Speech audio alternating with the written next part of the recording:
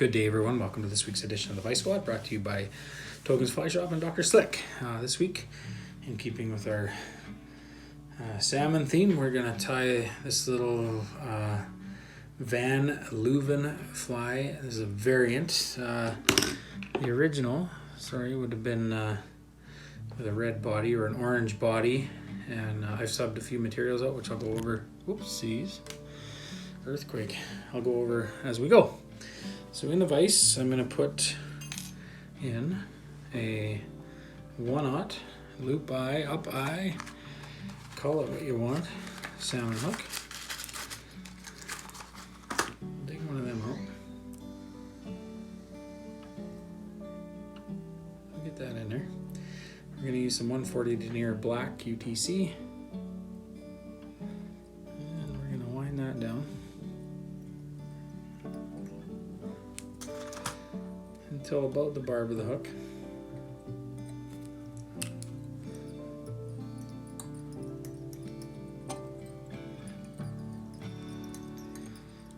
More or less. Right about there. For the tail on this fly, I'm going to use some red Saddle Hackle. So I'm just going to take a little clump, 1/4 inch, 1/2 inch, thick tail, sparse tail, you pick.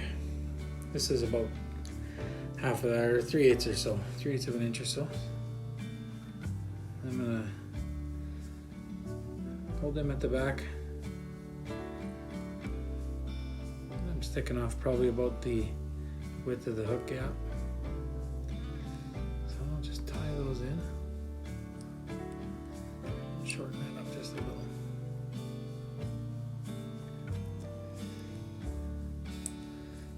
Couple wraps in there. I'm going to put a couple wraps underneath it just to really lock those in. And I'm going to snip off the butts just as to not let them bulk up the body at all.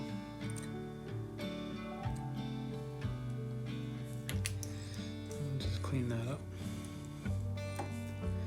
Next, I'm going to take some oval tinsel in silver. This is a number 14 Danville product, which is probably about a medium if you're using something else that has a different sizing system. I'm going to tie that in all the way up the hook shank on my side.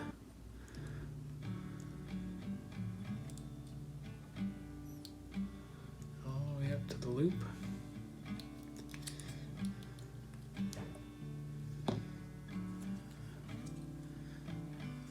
Back down, really make sure that's nice and even. Next, I'm going to grab for our body, I'm going to use some Uni Mohair. It's kind of a fun yarn looking product, super buggy when you start picking it out. So what I'm going to do is I'm going to stroke all the fibers one way, so away from my tie-in point, and I'm going to tie that in the same as I did the tinsel. Be just on the top side of the tinsel if you want.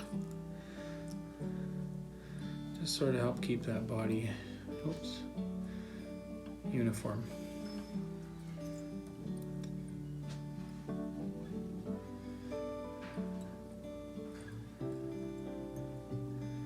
So next I'm just going to clean that up a little bit, just lash it all down real well.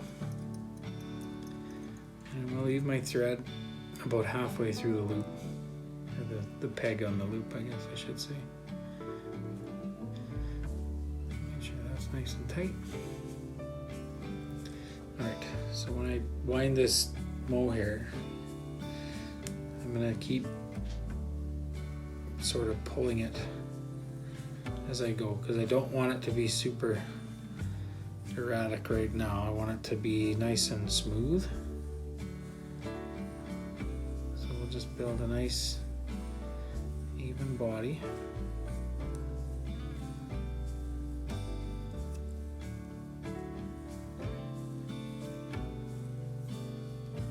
All the way up to our thread. Tie that in.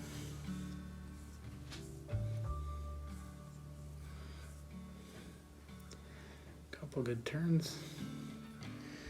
And we'll snip that out of there. Next we'll grab that oval tinsel. And we'll start making wraps forward. I'm going to leave about 1/8 of an inch in between each wrap. That'll allow you to pick the fibers of the mohair out between them.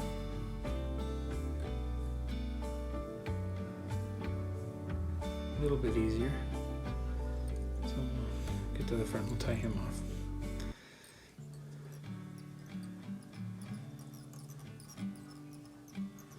All right, I'll snip that out of there.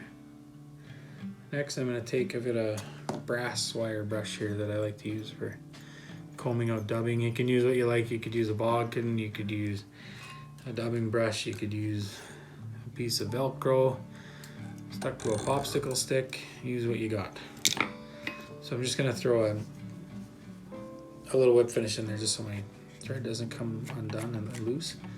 And I'm just going to start picking those fibers out off the sides and off the bottom more than the top. I want to try and keep the top a little clean, smooth.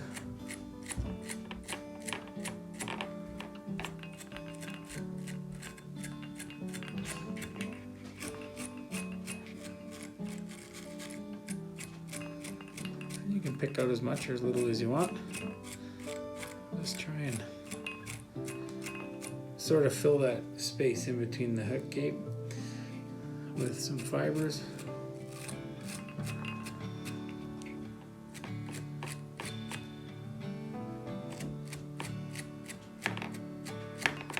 That's looking pretty good there. Like so. So next what we'll do is we'll get our thread back to where the body is ended there. And I'm going to take, this is a strung saddle feather off a badger, sorry, step over my words here, a badger strung saddle that I've taken half the barbels off, half of one side. So if you're looking at it and the curve's away from you, I peel the left side off. So whichever side you're going to wrap onto the hook, you want to peel that off, maybe a little at the front for the thread to hang on to.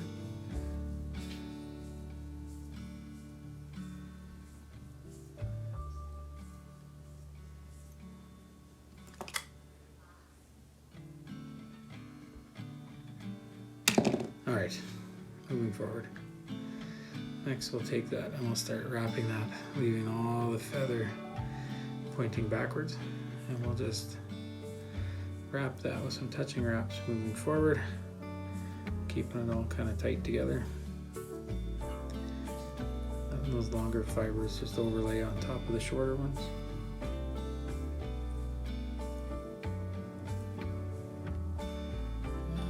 Just reach in there and tie that in nice and close. Really make sure that stem is in there so it doesn't come unwound. And then I'm just going to put a couple wraps. I'm going to go back over top of the feather and just put a couple not super tight wraps on there, but just a couple loose wraps right here just to help keep those feathers pointing backwards and laying down.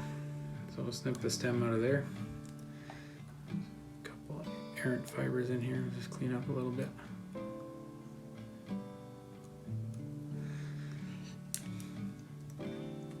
So next, because I'm in Canada, I'm allowed to use this stuff and I'm allowed to have it. I'm going to use some polar bear. If you don't want to use polar bear, if you're in Canada, you don't want to use polar bear, or if you're in the States or anywhere else and you're not allowed to use it, calf tail works great. You could use bucktail. I don't know, maybe you could use fox, maybe. That might look pretty good.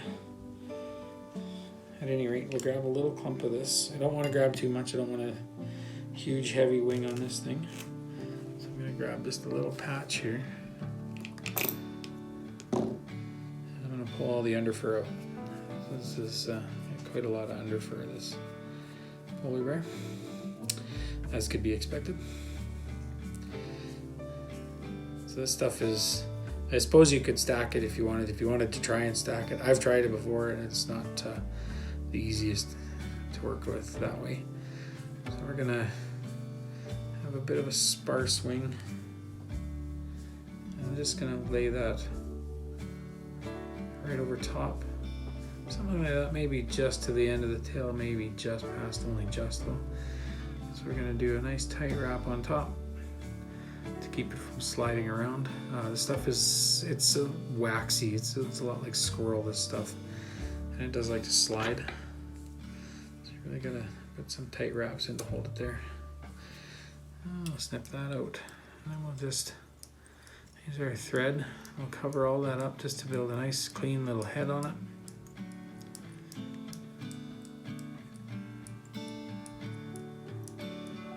Like that. Might have been a bit short of the hook eye, but I don't think that's going to change much for us. Grab our whip finish tool.